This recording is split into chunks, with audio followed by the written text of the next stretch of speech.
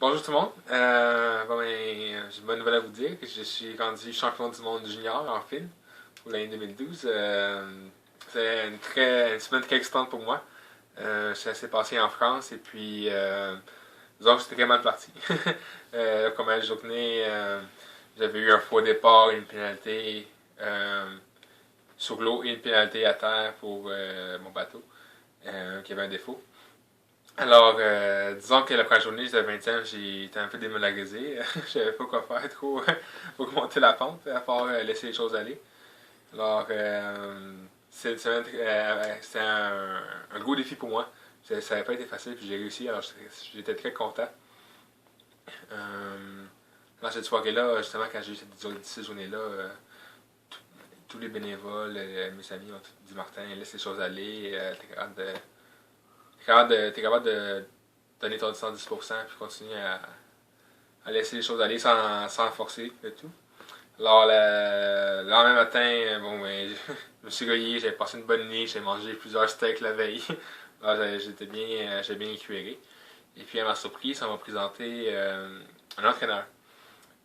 C'est Jean-Charles Grandchamp, qui était l'entraîneur de l'équipe de France en film pour cette compétition-là. Alors, là, c'était une surprise pour moi. C'était une belle initiative, j'étais content, sauf que je savais pas c'était qui. Je savais pas à quel point il était bon, à quel point il connaissait le film. Alors, au début, je parle un peu, j'étais content, il était sympathique. Puis là, on s'en va à mon bateau, on regarde mon mât, on met la voile, puis là, il commence à me dire ah, Martin, ta voile est plus bonne. Elle est mal ajustée, ton mât est trop. Il n'est pas à la bonne place. Je dis wow, ça fait longtemps que je fais la voile comme ça avec cette voile-là, c'est un peu inquiet. Finalement, je fais ces ajustements-là, puis là, ça n'a pas pris le temps pour regarder à quel point que l'homme il savait qu'est-ce qu'il disait, puis il était bon. Puis alors là, à partir de ce point-là, je me suis dit, la pire chose qui peut arriver, c'est que j'apprenne dans le fond. Alors, cette journée-là, j'ai été sur l'eau avec les ajustements qu'il m'a dit, j'ai écouté les conseils qu'il m'a dit, parce qu'à la veille, il avait regardé un peu quand je faisais de la voile. Et puis, ça a bien marché, parce que cette journée-là, j'ai fait deux premières positions. Alors, les deux, on était super très contents, ça avait marché, ma confiance était enfin revenue. Je savais que j'étais enfin capable de prouver que j'étais bon, puis de faire ce que je me suis entraîné à faire les derniers mois. Là, j'étais très content. Puis, alors là, je me suis dit, Marvin, il faut vraiment que tu continues à appliquer ce qu'il dit à la lettre, parce que j'avais encore des chances de remonter la pente. Je sais pas si c'était 20e à 8e. Il y avait encore là, je me suis dit, c'est bien, ça serait bien d'avoir une très belle performance, mais je me suis dit, ma performance va suivre si je continue à passer dans la progression, mon amélioration. Alors, après chaque jour sur l'eau, j'écrivais des notes, je pensais beaucoup à ce qui se passait, les dessins, puis on avait toujours des discussions après et avant sur l'eau. Et ça, j'avais beaucoup aimé ça, c'était vraiment une belle préparation, une belle initiative, puis ça a bien payé, parce que le lendemain, j'ai passé de 8e à 3e. Alors là, c'était top 3, mais c'était très très très proche des top 5. Il était à quelques points de. C'était séparé de quelques points. Alors là, je me suis dit, Martin, encore une fois, faut pas que tu perdes ta patience, faut pas que tu perdes ta boule, faut que tu continues. Alors j'ai continué comme ça, j'ai resté proche de la flotte, j'étais conservateur, je laissais les autres faire des erreurs. Et puis, c'est ça, la quatrième journée, là, là j'ai perdu la boule un peu. Je me suis séparé de la flotte un peu, puis là j'ai vu que j'ai passé de 6e à 15e à la première montée au près. Là j'ai perdu la tête, je voulais vraiment bien faire ce événement-là. Alors ça fait une 11e, ou une 8e, excusez-moi, une 8e. J'ai réussi à remonter mon chemin quand même, au vent clair, parce que j'ai quand même une bonne vitesse, une bonne technique, grâce à mon expérience, mais c'est loin de ce que je voulais accomplir, cette course-là, alors j'étais pas content. Puis là, Jacques non plus. Jacques m'a tapé sa tête un peu. Il m'a tapé ses doigts. Il m'a dit Martin, fais pas le con, reste avec la flotte. Continue à qu'est-ce que tu fais, tu sais comment faire de la voile. Alors, la course d'après, là, ça a mieux été. J'ai fait, je pense, une quatrième, quelque chose comme ça, mais ça c'est bien. J'étais le premier des plus conservateurs. Les autres le top 3 étaient partis à droite pour se resté avec la flotte. J'avais bien réussi à rattraper le. Alors, c'est en constant avec cette course-là, j'avais appliqué qu'est-ce que je voulais mon plan de match. Et là, c'est content parce que là, cette journée-là, après ces deux courses-là, j'étais rendu premier, ex aequo avec le deuxième. Alors, il y avait un peu de pression le premier. Hein. Maintenant, là, fallait faire attention un peu avec mes stratégies parce que là, tout le monde veut battre le premier, évidemment. Le monde veut le courir, le monde sont plus agressifs avec lui, sa ligne de départ, le monde sont un peu plus personnel, un peu plus sur l'eau quand t'es premier des fois. Que tu veux que tu le veux pas, il faut que tu anticipes ces changements-là. Heureusement, je suis quand même bon dans les départs, alors j'ai bien réussi à me débrouiller la dernière journée.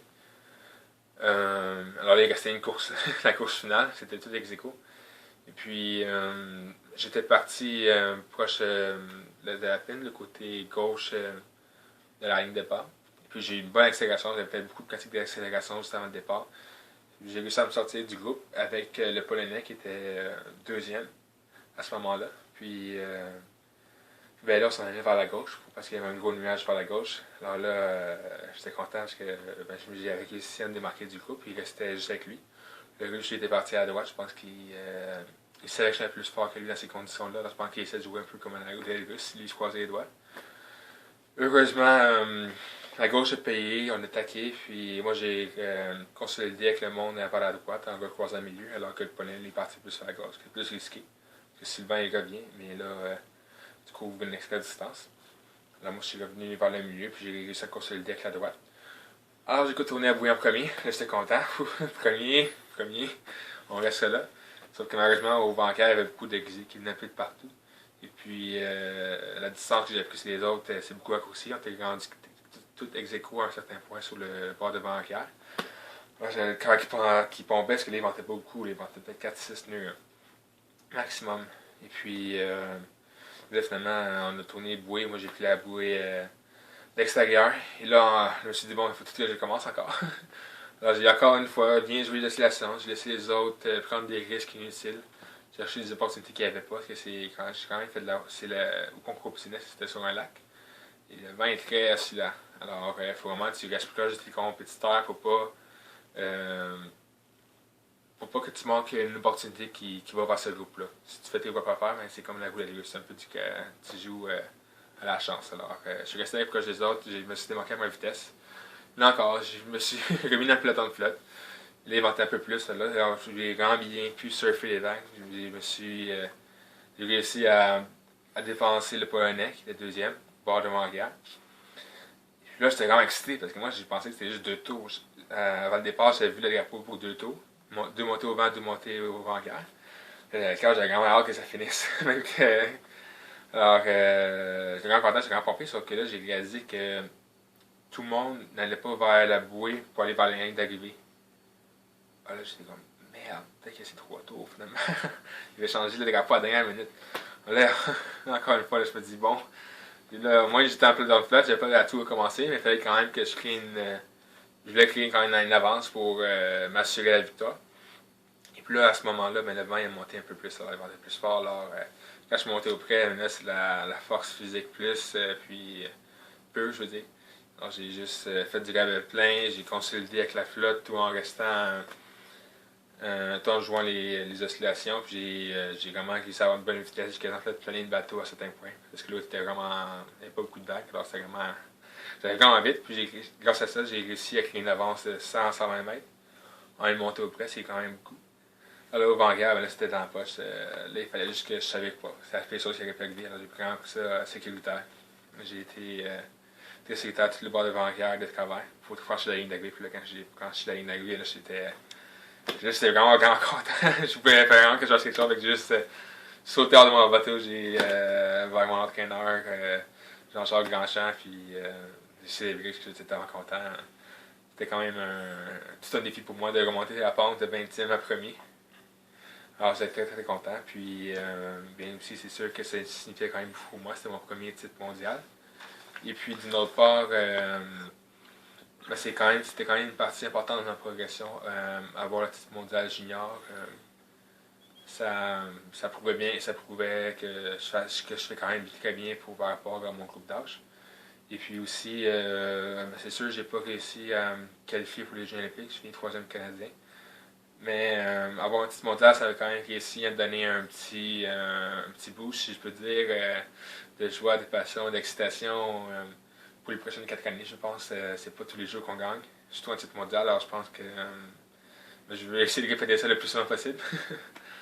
Et oui, c'est ça, c'est sûr que ça m'a vraiment aidé. Puis, ce qui m'a aussi beaucoup aidé, c'est tous les membres des organisations du club qui m'ont supporté la première journée, qui m'ont donné mon encouragement, qui ont été très sympathiques avec moi. Ça, je l'ai beaucoup apprécié. J'ai réalisé lors des Super Régates tous les efforts, tout le temps, tout le dévouement des jurys, du comité de course, des bénévoles qui se mettent pour accomplir une compétition de niveau aussi bien. Là, j'ai beaucoup de gratitude pour les autres, j'en reviens pas. Puis aussi, Jean-Claude bien sûr, qui m'a sauvé la peau des fesses en remettant sur le bon chemin.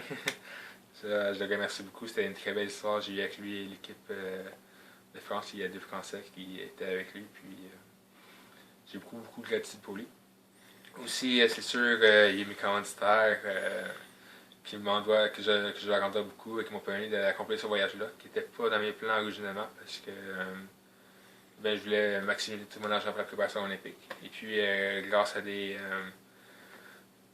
ces commanditaires-là, Diane Gagnon, Première Groupe Médical, Morancy Avocat, NFOS, Box Media, la Ville de Montagne, le Royal Canadian Yacht Club de Toronto, le Club de vol de Laurentides, Winathlete Canada, qui est une fondation, la FAEQ, la Fondation l'Athlète Excellence du Québec, le Club de médailles d'or, bien sûr, le Fonds de Laurentides, toutes ces organisations-là et ces compagnies-là m'ont vraiment donné un immense. M'ont donné l'immense possibilité d'accomplir ce succès-là. Alors je t'adore beaucoup et je vous remercie tous.